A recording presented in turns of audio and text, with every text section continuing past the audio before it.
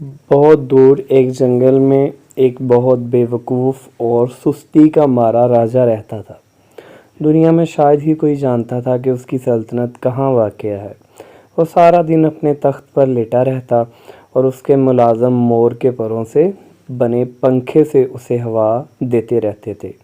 ایک دن اس نے فیصلہ کیا کہ اسے بھی شادی کر لینی چاہیے۔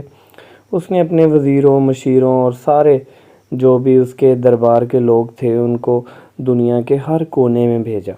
اس کے وزیر اور مشیر بھی اس کی طرح کے ہی عقل مند تھے۔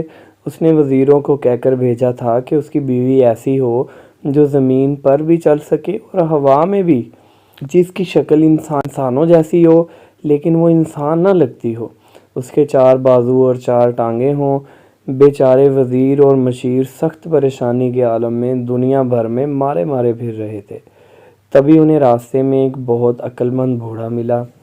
اس نے اپنی مشکل بتائی۔ وہ ہنس کر بولا، یہ تو بہت آسان ہے، یہاں سے ایک بندریا پکڑو اور اپنے راجہ کے لیے لے جاؤ۔ مشیروں وزیروں نے اس کا کہا مانا اور ایسا ہی کیا۔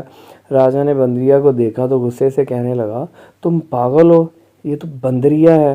تو وزیروں نے راجہ کو جواب دیا، راجہ کا راج سلامت رہے حضور، جو شرطیں آپ نے بتائی تھی اس پر یہی پوری اتری ہے۔ یہ دنیا میں واحد جاندار ہے جس کی شکل انسانوں سے ملتی ہے، لیکن یہ انسان نہیں ہے۔ یہ درختوں پر ایک درخت سے دوسرے درخت اڑ کر جا سکتی ہے اور زمین پر بھی آسانی سے چل سکتی ہے۔